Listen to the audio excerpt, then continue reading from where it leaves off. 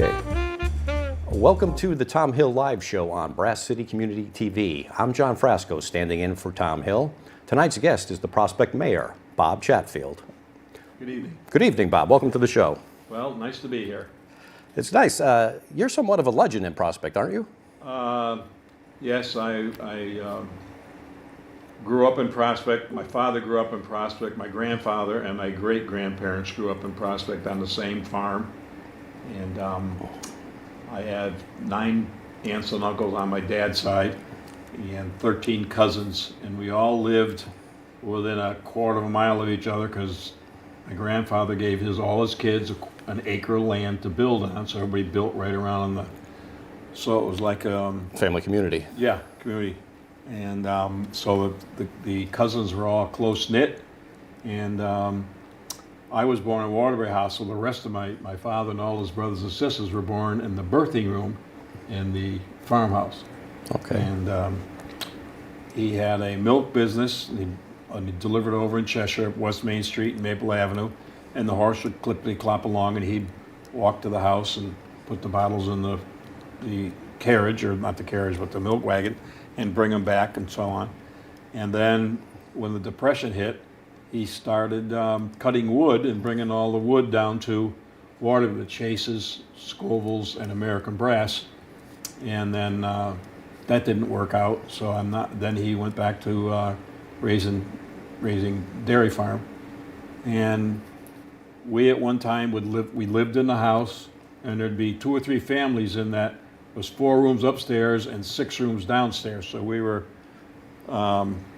packed in like sardines, but we got to know everybody, and I still live there. My brother lives on the street. My nephew lives on the street, and I have some cousins that are still. So there's a few of us still there. Yeah.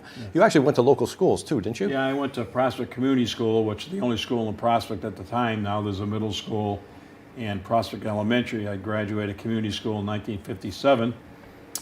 And I went to Caner Tech in Waterbury, took up carpentry. And my wife went to Caner, my brother went to Caner, I had a sister go to Caner. My wife had a brother and sister go to Caner. And I had some brother-in-laws that go to Caner, and there's a lot of kids in town that I went to school with that are still in town. And you got the trade education. Well, and somebody calls me Bobby, that's somebody that's been in town for many, many years. Or if I was introduced to somebody as Mr. and Mrs. Jones, they're Mr. and Mrs. today. Okay, you kept that respect. Right, well, and I'm probably older than some of the senior citizens, but because I are one, so I can say that I'll be 83 in August. You look very good for your age. Well, I hope I could look that good. And I also have another request. I wish I could have as much hair, but you already got me beat. Well, it's all mine too. I don't know what my grandfather, my mother's father, had all his hair. My grandpa Chatfield was bald, and my father had a crew cut. I had a crew cut till I started dating my wife. She was taking hairdressing in Caner. She says, no more crew cut. So I ended up. She got you styling now. Yeah, right. You also served some time in the military. Is that true? Yes, I graduated high school in '61. In October of '61, I joined the Air Force. Went to Texas for 2 months to boot camp at Lackland Air Force Base, and then got my orders to go to Germany on January 27th, 1965. I was plopped down over in Germany, spoke no German. I was at Spangdahlem Air Base, which is about 100 miles or so west of Frankfurt. So we were closer to Luxembourg than any place else. And on the weekends, my shop chief went down and got a job, and we went there on weekends painting the caps of the aircraft down there, painting them white because there were no jets yet.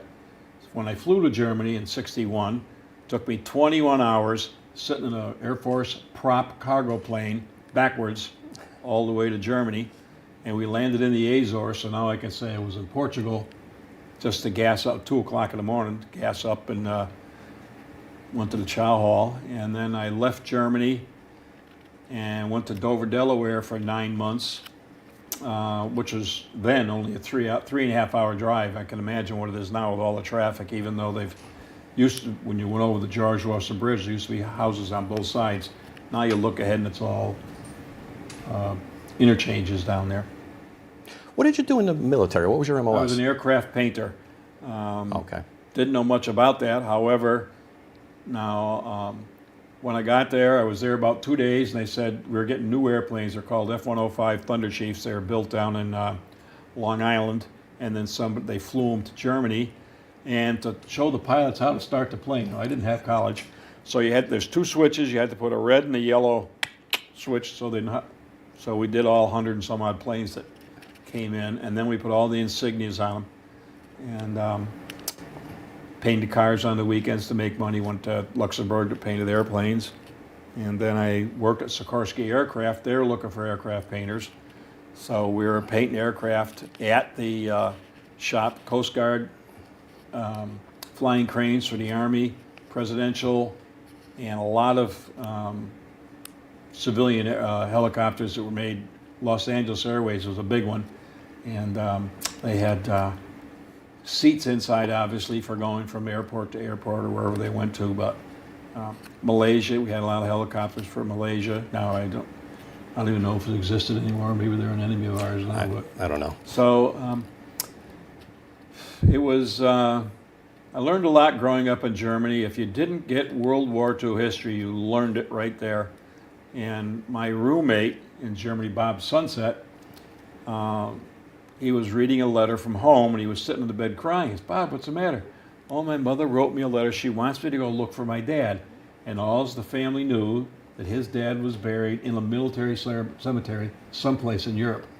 So the weekends we started going to military cemeteries. The first one we went to was Luxembourg. That was only half hour away. And we ended up finding him after going to 7 or 8. There's no military cemeteries in Germany. You have to go out of Germany. And we found him up in Amsterdam, in Holland, and went into the cemetery. And all the cemeteries over there are big marble walls, and everybody that's interred there, his name is on the wall. And I'm going to say that 95% of those men and women died within a few miles of where that cemetery was built. Wow. And General Patton was very popular over in there because he, leading the Third Army, he saved a lot of people. His picture's hanging in my office, in fact. And if the movie Patton were on here today, I could tell you what they were saying without not reading lips, but I've seen it so many times. And so when you go to a military cemetery, there's thousands and thousands of white crosses and hundreds of Stars of David. So all this stuff going on in New York, protesting and making fun of the Jewish population, is go to Germany and learn like I did. The Holocaust was real, and there's people surviving. Grandchildren and children of Holocaust are survivors of the Holocaust. And Yeah, it's a very tragic time in our history. yep. I would like to switch gears a little. Before discussing issues about the mayor, you've been pretty active in the fire department for a good number of years. I joined the fire department when I got discharged from the Air Force. So I joined in 65, November 65, and I'm in my 62nd year right now. I was assistant chief for 30 plus years, and chief from 2000 to 2008. And when I was chief, I made every call. Medical, I was the longest serving EMT in Connecticut, took the class in 1969 at the college in Middlebury. Is that, Post. Post, yeah. And there were a doctor and nurse at every single class, and Dr. Kagi, the father and an uncle and a brother, one of the Dr. Kagis taught that class. And the people now that go to class, it's taught by a paramedic from an ambulance service, and they're on the calls with us all the time.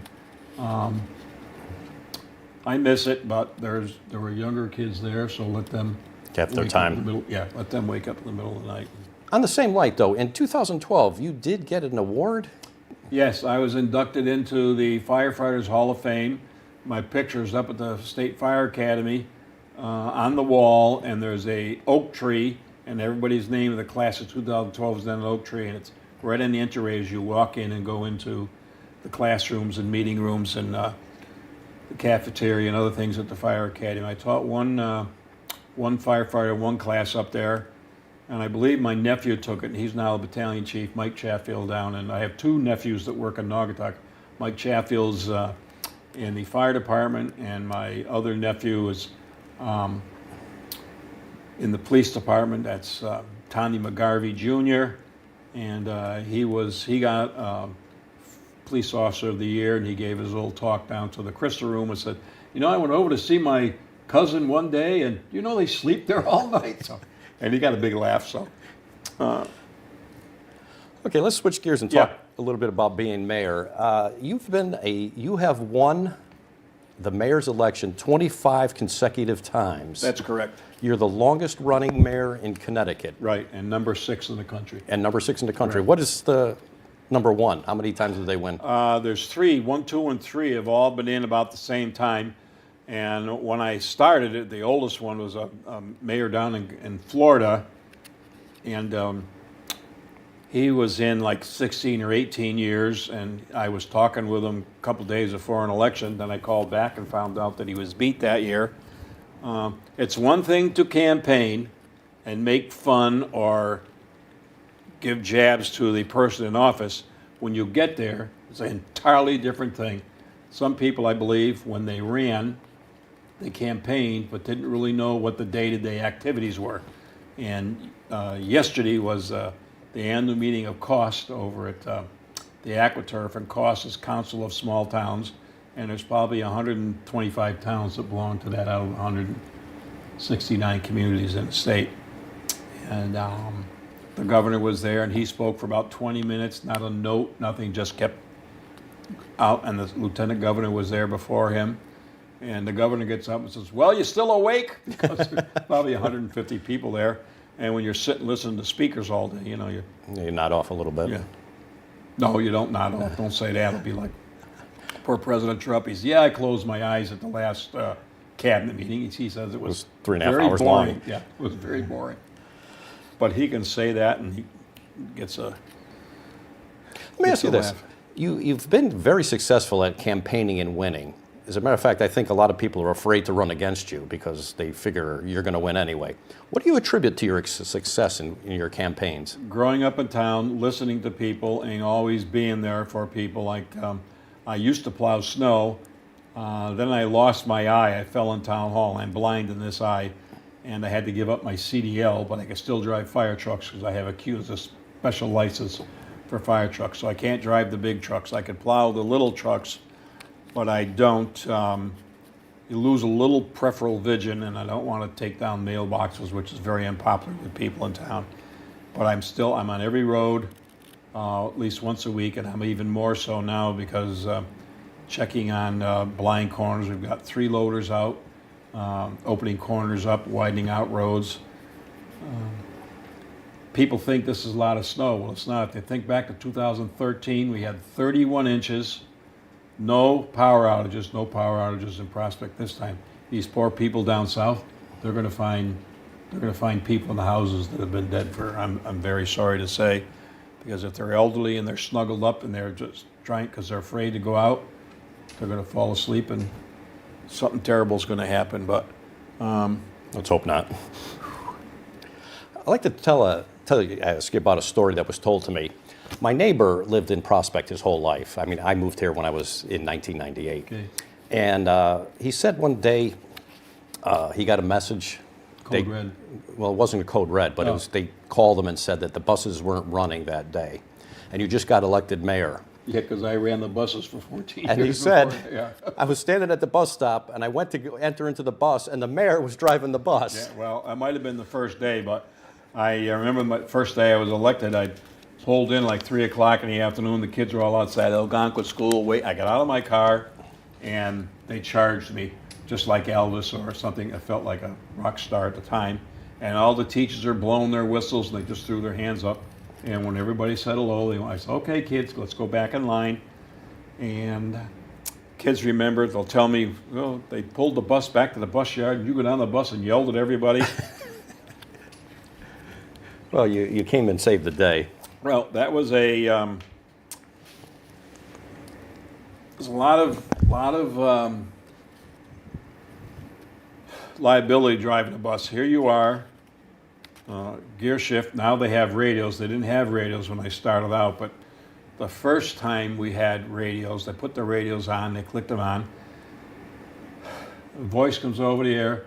Okay, put your rubber glove on and reach into the cow's rectum. This is going over all the bus radios, and turn the calf's head so that it will deliver properly. Shut the radio. So the people started calling when their kids got home and told them, so we had to shut all the radios off and get a new frequency. But now they're a matter of life and death. Radios are, if somebody gets sick or there's a problem on the bus, they can call the police. And people don't run red lights like they used to, but they still run the red lights because they're always in a hurry. I've seen a big change in the way people drive in the last 5 or 6 years. That's why we're putting in police cameras. Yeah, And you go on 84, you're always getting passed on the right-hand side, and it just relates getting off 84. You drive an hour and a half to get to Hartford, and that's same coming back home. You don't have, your stress level doesn't go down probably till you pull in your driveway. I've worked my whole life in town, so except for going down to Stratford to Sikorsky's from 65 to 68. And we'd come down with snow on the roof of the car, and they'd look at us because we're 1,000 feet in Prospect. So whatever weather you say the Northwest Hills are getting, we get it. Waterbury's green is 280 feet, Prospect Green is 950. So we're still plowing snow in Waterbury, Cheshire, and Naugatuck. They parked their trucks because it's raining. It's raining down there, and we're still getting snow. Well, everybody got the snow this time. Yeah, we all got a little of that. Yeah. I agree with you about the drivers. I do see a lot of craziness on the roads, passing on the right, maybe looking at their cell phone a little too long, maybe not paying attention. It has been pervasive lately. I agree with you there. I got a quick question for you, though. Yes. What is the biggest change that you've seen since you first start being mayor? The population is growing, and you go to the school and watch the kids getting off the bus, and the nationalities that we now have in town that we didn't have before. The Albanians have the corners on the pizza places in town. There's 3 very busy pizza places, and they're all run by Albanians who go to vacation and go back to Albania. And I went to a mosque up here on off of the Willow Street area. They invited me there because the president of not the president, the mayor or something of a country in Albania was there. Place was packed, and I had a good time. And he came in a motorcade just like our president would, but it was local police that he had his own people in suits. The rest were Waterbury and state police that brought him into the room, and he talked some English, some Albanian. And there was a fellow sitting next to me who told me what he was saying when he was speaking Albanian. Translator. I just thought it was just a fellow from Albania that happened to be sitting next to me. And a lot of Prospect people there. I was very glad I went. I should ask you this question first, but I'd like to address it now. Before you went into politics, what made you want to run for mayor? I never thought of running for governor. That was a verbal faux pas Yeah, there. well, I meant okay. mayor. My mistake. My mom sent me in Germany everything that was in the Republican American newspaper or the Cheshire Herald, or there wasn't Prospect Pages then, it was Prospect Reminder, or she sent me the whole paper. It was a 8.5 by 11 paper that came free to everybody. Now the Prospect Pages does that, but he doesn't come out the first of the month. And I think he was there for the public hearing on police cameras the last couple of weeks ago. And so my mom sent me everything, so I was kind of up what was going on. My very first job was for George Cipriano at Prospect Hardware, and that came in pretty good because my trade in Kaner Tech was carpentry. So you're selling all these carpentry tools to all these guys coming in. Right up your alley. And he was doing business there because he was working during the day. Selectman at that time was part-time, so they come in there and he'd have a folder for the town. I could hear what was going, not spying, but you hear what's going on. So I went to Germany, went to work down at Sikorsky, came back, took a part-time job there at the hardware store, and down at the end, the other block was Neil's Pharmacy, a soda fountain pharmacy. So I was a soda jerk. You handled, when somebody came in through the door, you knew what coffee they wanted, whether they wanted milk or cream, and what their snack was. They made sandwiches. And I got to know more people there. And it was fun growing up in a little town. And you seem to be very popular with all of the citizens. It seems like you know everybody Well, I almost. went to the school. I haven't been in the schools for a couple of months because they're dropping like flies up there with whatever's going around. The flu. Yeah. So I go in, I hold up $1. I have the right to go into any classroom I want. I hold up $1. The kids shut up because if they get the question I ask them right, they get the dollar. So I asked a question I have to be careful in the middle school because I have Beacon kids there. So I can't just do something in prospect history because I don't expect the kids there. So what's in the paper? Not that they read the paper, maybe they watch television. And if I had the History Channel and the Smithsonian Channel when I was in high school, I'd be learning what was going on, but I don't know if the kids take advantage of that or not. But Just the internet alone gives them access to a lot of information and world I don't know if they're news. getting the right information or not, but there's a lot of bad stuff on there. But, Well, yes. I mean, it depends on how you use it. You could use and it for it's a good joke. or bad. Oh, this is broke, that's broke. Well, call your grandson or call a high school kid or take it down to the middle school. They'll fix it because they were taught that since they were in kindergarten. And there was no typewriters in Caner Tech. Yeah, they had hammers and saws. Yeah, right. In my class, yeah. I'm going to ask you this question here, because I think sometimes when you look back at a long career, you can assess what you did, and then you may have thought, I could improve upon it. If you were to look back at your career, if you had to do it all over again, what would you do differently?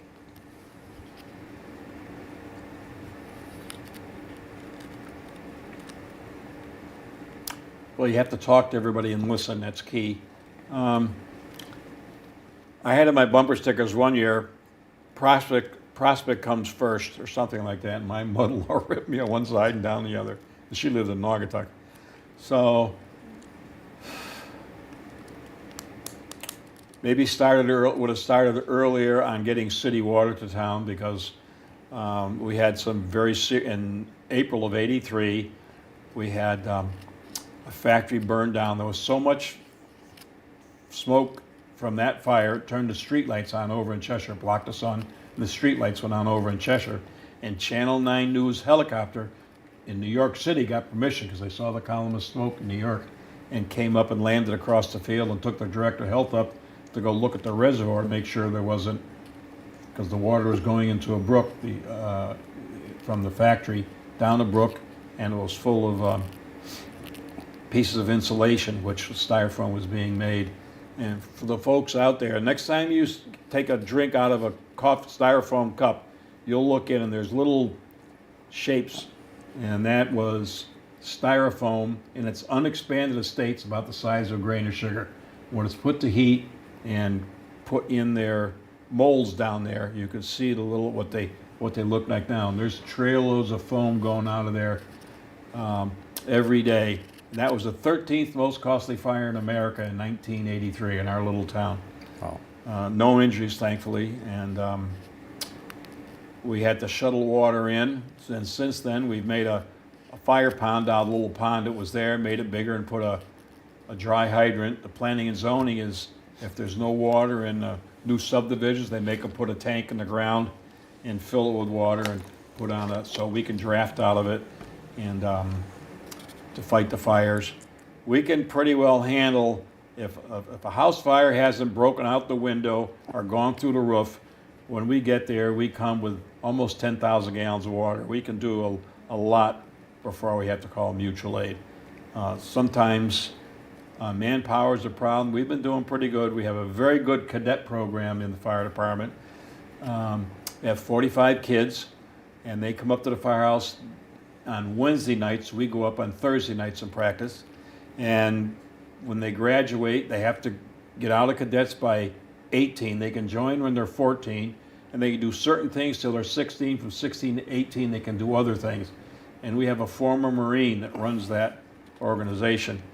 And if you do something wrong, you may end up carrying a brick around that night, just like they do in the Marines. Discipline. Yeah, And a lot of young kids, troublesome kids, come up there and they're inspected every day, and he looks them up and down. Kid next door came with white socks one day. He ran home, put on black socks, and came back. He didn't get a gig. But one other time, somebody came with white socks on. They carried the brick around all night. So they stand at attention at 7 o'clock, and they get their orders. And their captain and lieutenant, they elect their own officers, tell them what's for drill that night, and we keep them busy, and they are taught things about fire service. And one thing I like, they get there at 6:30. They got to grab a garbage bag and empty every garbage can in the building. I've got a $3 million building up there. It was built in 1989 and 1998 and 99, and it opened in 2000. And whoa, where do you build a Taj Mahal? It's just cinder block and brick. It's not no Taj Mahal. There's no marble or anything inside like that. It's just a nice looking building, and it was built and designed for a firehouse. Our old building had 10 by 10 doors. This one has 14 by 16 doors because the trucks are much wider and much higher. They're all automatics now, and they roll out the front door. If you go by the firehouse, you'll see the trucks in the front are owned by the town of Prospect. The back row, which is 2 emergency cars, a pickup truck, a brush truck, and a 1915 American LaFrance antique truck we bought from Naugatuck for $150 in 1948 or 49. And we just take that to parades. Yeah, parade truck. Right, it's a parade truck. Cheshire has an old Model T Ford. A lot of departments have old fire trucks that they've kept on. And so we have, and the other thing, when I came in, the department trucks were $15,000 to $20,000 a truck. Now they're 1 point something, 1 point Yeah, they're not cheap. million, not 100,000. They're very expensive. Now the taxpayers are obviously upset at that, but now I had a town truck, used to be 100 and some thousand. Now they're 274, and that includes now the sander and the chain in the back, and the sand comes out under the driver's side and sands one half of the road instead of just one side. And we have to mix salt with sand. We use magic salt, and there's no traction salt. So we mix the sand and salt because we're very hilly. Waterbury's very hilly, and Waterbury uses sand and salt too. And You do something else unique with that. Not too many towns try to reclaim the sand after it's been on the street. You don't. The fines are gone, and it doesn't. It doesn't grip. It doesn't have that grit in it Right. anymore. So what we do with it, we do recycle it. We put it down to the recycling center, and we mix it with loam. And use it as fill. Yeah, and use it as curb backfill or use it in parks. Okay, We that's- recycle everything, buildings. You're finding another use for it. I mean, that's great. Yep. Let me ask you another question. What's your future vision, or where would you like to see the town go? I think it'll stay just like it is. We're a bedroom community. There's more people that work out of town than work in town. Our 2 industrial parks are pretty full. Everything in the industrial park is mom and pop. There's no national factories in there with smokestacks. And even the Connecticut Water Company, who has 2 reservoirs in Prospect, and that's where our city water comes from, they have I want them to get a certificate because they have won an award for the best tasting water in Connecticut or something. I want that sticker because I want to put it online so everybody can see that. That's a good I've been idea. very fortunate in getting grants for water lines.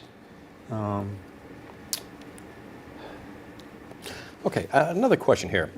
From your 25 consecutive terms, what would you say is your biggest achievement you made while mayor? The high school, Region 16, fought between Prospect and Beacon Falls where to build the high school. They've had a couple of referendums. It was voted down. because the town of Prospect officials and Beacon officials were not talking. When I was elected in '77, I never knew who Lenny D'Amico was. He was elected when I was elected. And I took a ride down to the town hall to introduce myself, and we became great friends. Now, Woodland High School, 2 years ago, Principal of the Year, High School of the Year in Connecticut. This year, Dr. Mulligan, one of the vice principals, is Vice Principal of the Year in the state of Connecticut. And the kids, with all the kids in the rest of the valley know Woodland's present because they've taken a lot of NVLs. The high school wasn't open 4 years, and they won the state championship. And it's they meet each other in the middle school, and they go all through middle school, then they go all through high school, and I'm sure they do that in other places. But now Beacon and Prospect, some of the sports programs have combined. And it's just, you start soccer now if you're in kindergarten or first grade, and then they go on to, and it doesn't make any difference what size you are. There's a young lady working in my office, she's very short, and she played soccer till she blew her knee out, and she was very fast and got around. I brought my grandson down to get him interested, and they were playing down in Beacon Falls at Pent Road Park. And he kept climbing up in the bleachers looking for the moms. Then he went for a walk, and one of the kids had to go get him because he went for way out down there in the field. Yeah, I can understand why the high school sports program works so well. I mean, you do have a lot of kids programs. You do have soccer, as you mentioned. You have basketball. You have baseball. Little League. Little League. As a matter of fact, my son played Little League, and I coached there. As a matter of fact, you came to all the opening days and the award ceremony. Or they forgot, they didn't invite me, one or the other. And I was never a sports person. And the first time I went on opening day, I threw the ball overhand or underhand. It went over the back of the backstop. So now, when I go to opening day ceremonies, so a pitch, I'll get, if it's girls softball, I'll get 3 little blondes, 5, 6, 8 years old. They all stand here, and we put the ball in my hand, and we all get about 20 feet from the base, the home plate rather, and toss it that way, and it gets me out of that because I was never sports orientated. Yeah, but I think it's important that you went. You're showing an appearance, and it meant a lot to the children and the parents as well. Well, I stop and say hello to everybody, and okay. Then I see them in school on Monday or Tuesday, and they come to my office and visit. We have them upstairs, and any youngster that comes to my office, I let them sit in a chair, take the phone, and put their feet up on the desk, and give them a copy of the picture. They're mayor for the hour? Yeah, mayor for whatever it is, yes. Okay, what's your favorite memory as mayor? Getting sworn in. This past election, I had all my cousins. I had big family, and I called them all. And nobody else has been sworn in for 25 years, and that's what this was all about. I'm sworn in one of the schools. Mattituck comes, and when I go up, they get sworn in. They play "Johnny Comes Marching Home."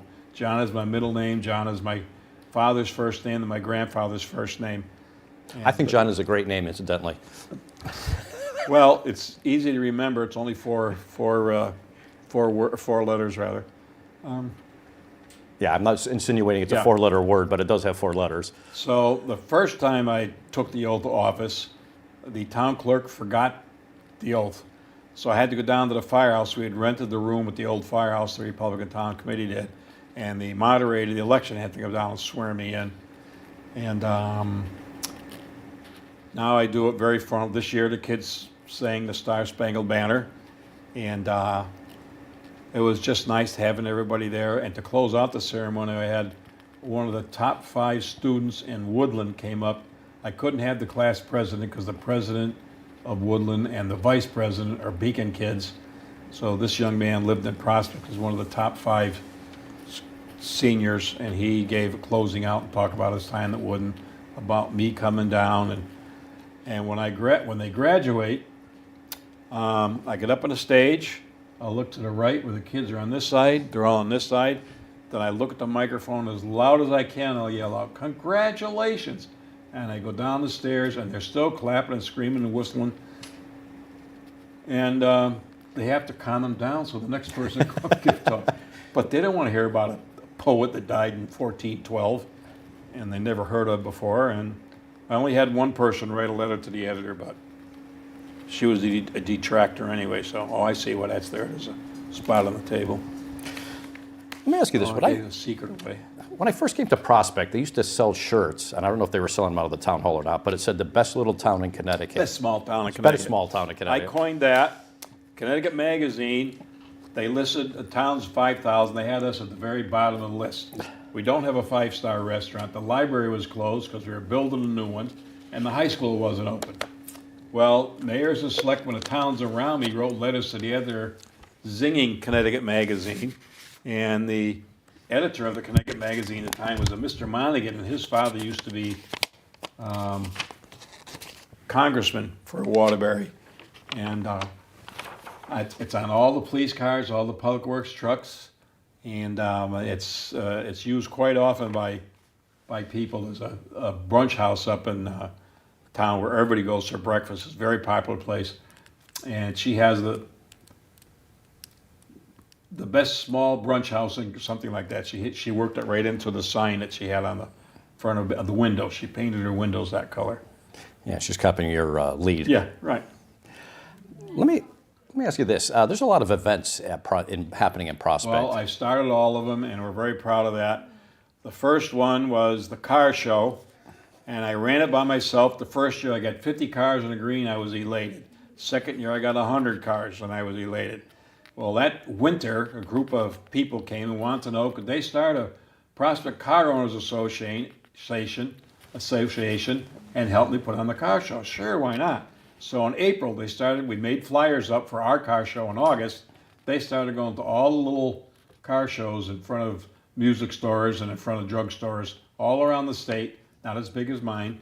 And I got to say, sometimes I get 1,000 cars up on the green. The best thing up there, I don't charge. I don't charge the cars that come. I don't charge the people that come. It's in the budget. And the people who sell items to eat, I don't like food trucks. No disrespect, I don't want to get calls tomorrow. But it's not homey and ruralish. I want everybody under a little tent and put your flag of your country out, the name of your organization, and it works out. In fact, one day I was having meetings at the Dairy Bar when it was open, and I there was a new vendor there from town, and I said, now prepare for 3,000 to 4,000 people. So after the meeting was over, they're standing out in the parking lot, and they're laughing. Well, they're making fun of me. Who the heck does he think he is? They're going to get 4,000 people. Well, at 2 o'clock, when they ran out of food. You were right. So they wanted to know, but they filled a boat up with ice, and were selling stuff out of the boat. They want, no, you're not taking it out and screwing this all up. You can go back at 4 o'clock and pick up your stuff like everybody else goes to. And next, my secretary, Ann, wanted to do a pumpkin fest. We gave every kid in school, the middle school and Prospect Elementary and Algonquin School and Community School before they tore down Algonquin. We bought Prospect Elementary. I give them a pumpkin, put all the bleachers down the side of the road, and the pumpkins are picked up by Public Works. The middle school kids can walk them over. It's not that far. Yeah, I remember my son doing it when he was in Yeah. middle school. And they put them out, and every year there's always one of me. Now I wear a pumpkin suit. I have a pumpkin suit that's all pumpkins. And one of the kids put a pumpkin head and then made a suit and put all pumpkins all over it. And that was Mayor Bob, thank you. And Well, to be honest with you, on that light, there used to be, Algonquin used to have a parade with the kids on Halloween. And I got a picture of you wearing a pumpkin suit leading the parade. I couldn't dig it up, but I do have it. I have it in my phone. The next thing, we started the Christmas light parade. That's what got me acquainted with Channel 13, because I wanted to see the pumpkin parade. Then I started watching Tom Hill, and he had big guy on, Chris Jones, I think, Mad Dog Chris Jones. Yeah, Mad Dog. And Big Dog, not Mad Dog. Oh, okay. Not Mad And Dog, Big Dog. He plays the keyboard, and where he's done that, and he's played in bands, and so he said, "Let me show you." So I don't look like he's jumped up on a stage here, and it was to the left, and he started. He started as a beach you can plug into it. He did that. Then he started playing songs, and Tom was here guessing the songs. He did pretty good. So Yeah. All right, switching gears here. I've noticed that maybe a couple years back, the speed limit signs, which were solar, if you were speeding, they would show you what speed you were going. If it was Correct. 35, it would say you're going 36, Right. 37. And I'm told that now you're getting speed cameras as well. yes, that's right. We've had in January a triple fatal on Route 69 near Talmadge Hill Road, all because of speed. And there was another on the Cheshire Road at Matthew Street, all because of speed. A gentleman was driving a motorcycle. He didn't have a helmet on. Whether that would have saved his life, he had a helmet. It's questionable because he hit the metal I-beam rail. Ooh. And he was expired by the time the fire department got there. It was an Uber guy delivering food for some restaurant. Ran the stop sign. Now, all the stop signs, because of that, I have enlarged the stop bars. I put up the street and on the street painted stop ahead, and they don't stop. So we had a public hearing, and it was well attended. A couple people thought we're infringing on their privacy. We're just taking the pictures of the back of the car, no windows. The fine will be $65. $15 goes to the company that's maintaining the cameras, and $50 comes to the town. Okay. And we can use it for anything to do with road safety. First thing we're going to tackle is all the stop signs. We're going to have the solar red lights around the stop signs, and they're going to be blinking because people can't see them for whatever, or they're too busy, as you said, Yeah, it's. I running mean, on their cell phone. yeah, there's a lot of people that are paying attention to their cell phone when they should be keeping their Yes. eyes on the road. Yeah, That's a pervasive problem. Have you noticed that some of these devices that you've implemented, does it actually slow people down? Have you seen Somewhat, positive results? Because the neighbors will call and it's not working, and when it's not working, sometimes we have our speed spots, and that's where they're going to concentrate on putting cameras. I had Hightower was one of my police officers, a big Afro-American, gigantic African-American guy, almost like on Police Academy. Well, he stopped a young man on Straitsville Road doing 100 miles an hour. Ow. So after he wrote the ticket, he looks into the young lady, and where do you live, miss? Oh, I live up here in Coach Light or whatever street she lived. So he says, okay. He followed him home, got out of his car, and went up and knocked on the front door. And her mother answered, I just want you to know, ma'am, that I just gave your daughter's escort a ticket for doing 100 miles an hour in the valley. Now, whether he was allowed to go out with her again, I don't know, but... Yeah, I don't think that would be a good idea. No, That's no, a big safety hazard. You could do that on the interstate, but not that fast, because you see these cars. Somebody was telling me they're on 84 the other day, and a car came up on the right, and they were racing, and they'd pull in and go out. They got up about 5 cars, and they pulled in and hit each other, but they kept going. Yeah, they don't hate to stop the race. It's really, just, it's craziness. and then the police get hurt, and Yeah, it's unfortunate. One thing I noticed when I first came to Prospect, there weren't any sidewalks on 69. right. And I'd often see kids leaving Long River, and a lot of times when the weather was nice, these kids would walk down and go to the park and play basketball or soccer or whatever they used to do.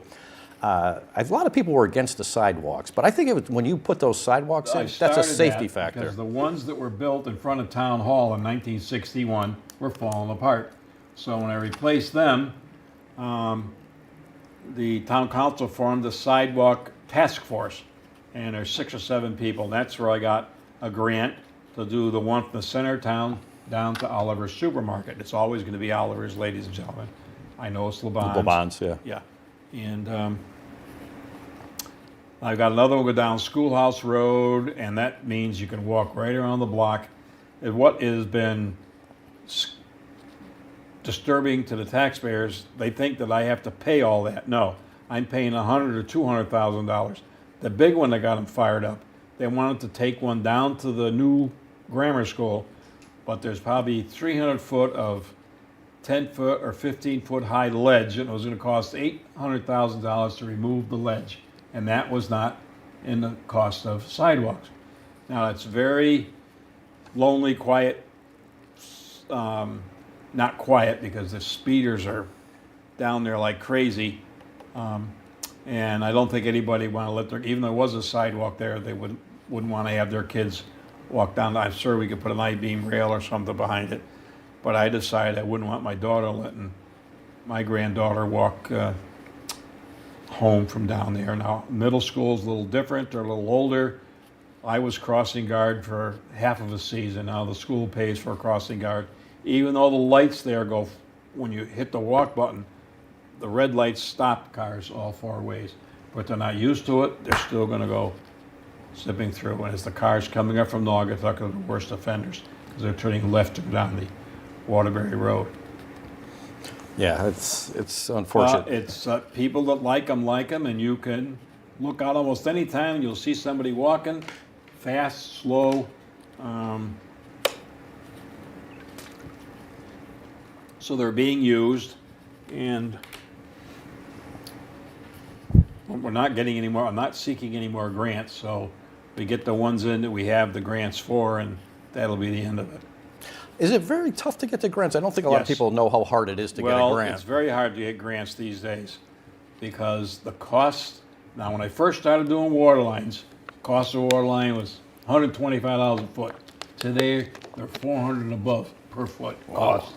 So, Congresswoman Delora got me a grant for down off of Straitsville Road, $200,000. Divide 400 to $200,000. You're not going to get many feet. So I was one Saturday morning, the first week of 2026 was a Saturday morning. My cell phone rang.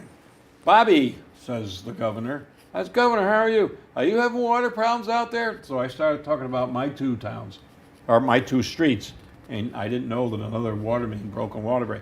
No, people are telling me that Prospect City water comes from Waterbury. No, sir, there's Connecticut Water Company has two reservoirs in Prospect, and that's where our water comes from. It goes down Route 63 through Naugatuck, around the center of Naugatuck, comes up to the Naugatuck Industrial Park, and the first street into the Naugatuck Industrial Park is where our water main comes. It's a 12-inch main that comes all the way up Route 69, and it goes into the pump house, and then out of the pump house, and that pipe goes down to the industrial park. So the water main is on the outside, comes out of the pump side of the pump station, and so there's 303 pumps at 500 gallons a pump. So they got 1,500 gallons a minute flowing down there. So if we have a major fire, we'll be flowing a lot of water through our 5-inch hoses. So You have sufficient water. yeah, right. Let me ask you another question. Can you speak about that code red alert system that you have? Yeah, I haven't had it for a while. I went to use it, and now it's not my voice that's coming over. They're gonna. So before it was nice because you could hit your phone. This is Mayor Bob with the code red. Mayor Bob with the code red. Well, now they're gonna have to look at their cell phone to hear what to watch what I'm. So I don't know if we're gonna use that or look for something else. The state of Connecticut's offers a reverse 911, but somehow they have to approve the message. I don't want the state getting involved. Well, probably right. That's only going to make it more complicated. And a few years back, we had snow on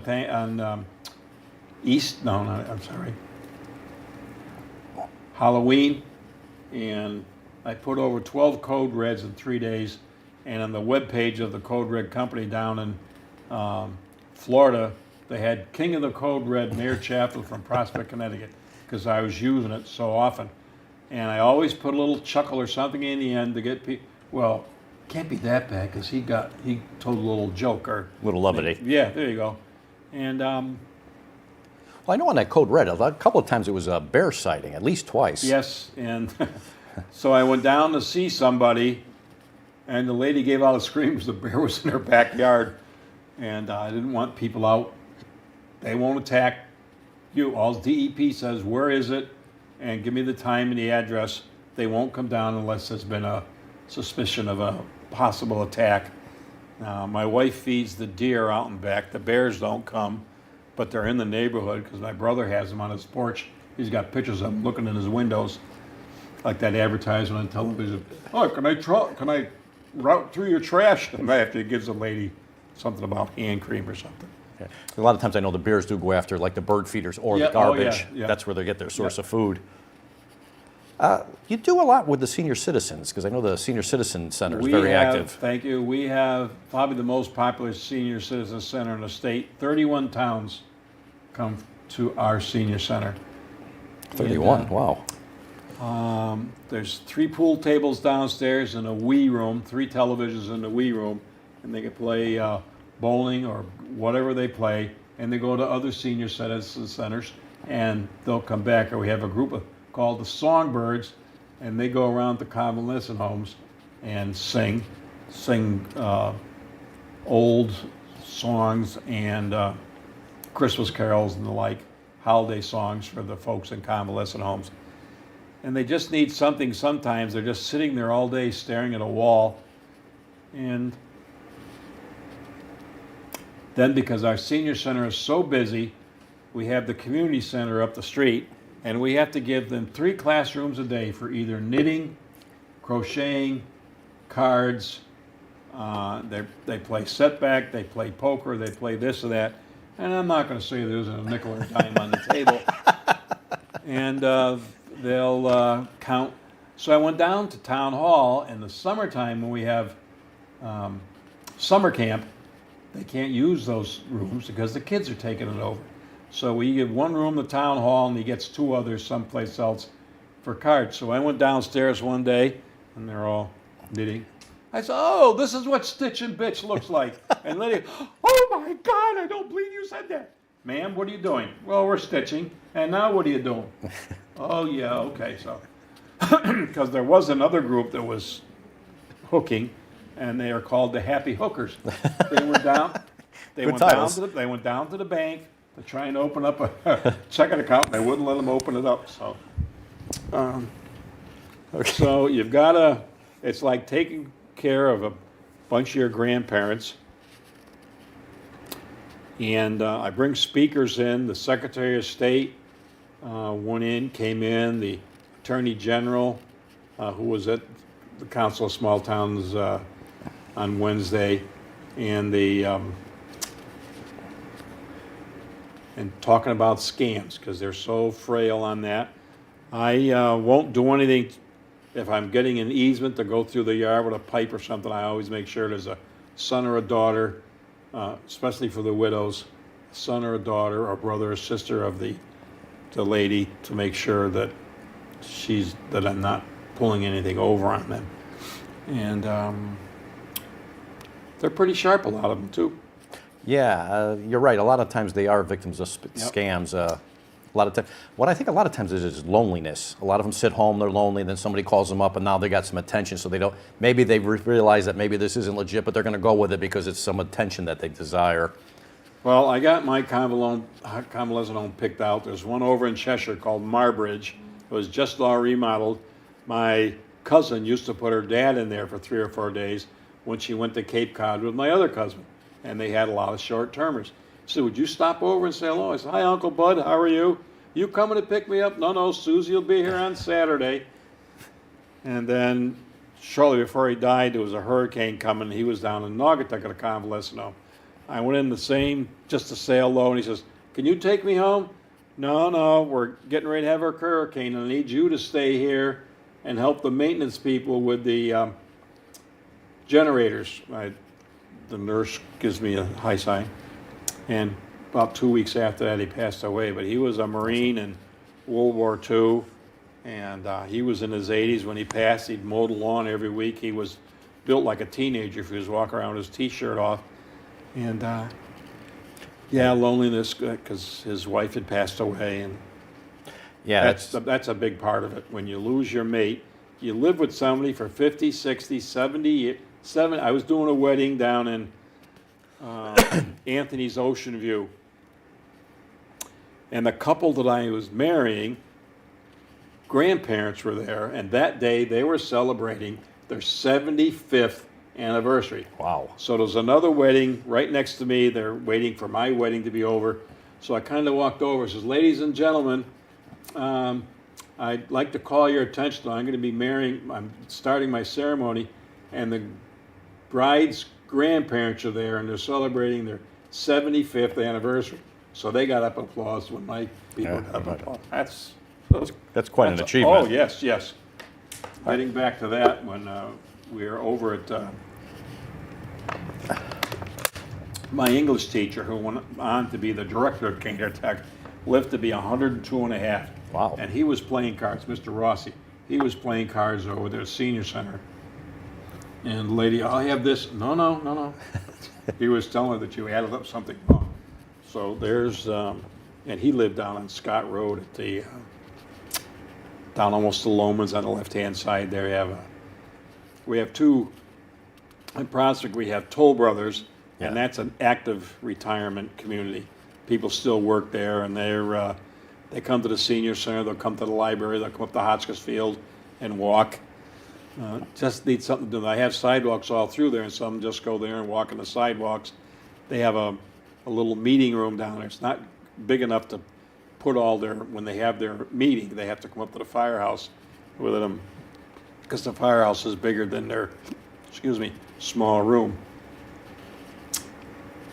Okay, I think we're going to be short on time here, but I got one last question for you. Okay. I think a lot of young people that are just starting their political career would get some valuable information from somebody, a political legend like yourself with the 25 consecutive They call me. mayor terms. I get calls. What would you advise them? What best information would you give them to start their career? Learn everything there is to know about your town before you run for office. There's so much you don't know when you're running for the office that you have to do and you're not aware of it. And listen. Okay.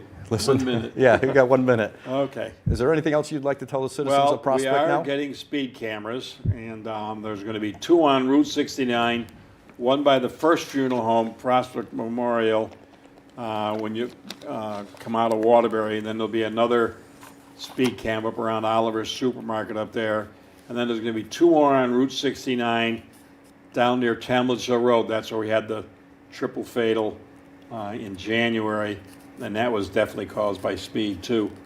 Now, we have a lot of traffic that goes down Route 69 from Waterbury to New Haven and from New Haven to Waterbury. Some people go down Route 8 and catch 34 into New Haven, but a lot of them go down through Prospect. It's more of a quiet ride, so to speak. You go down to farmlands in Bethany and Woodbridge, but watch out for Woodbridge because they're there with their radar. Okay. I think our time's up. Thank you, Okay, Mayor thank Bob. you. It was appreciated. Thank you. It was a pleasure to speak with you. Okay. I'm talking to a living legend. Thank you. This is John Frasco signing out. Thank you for your time.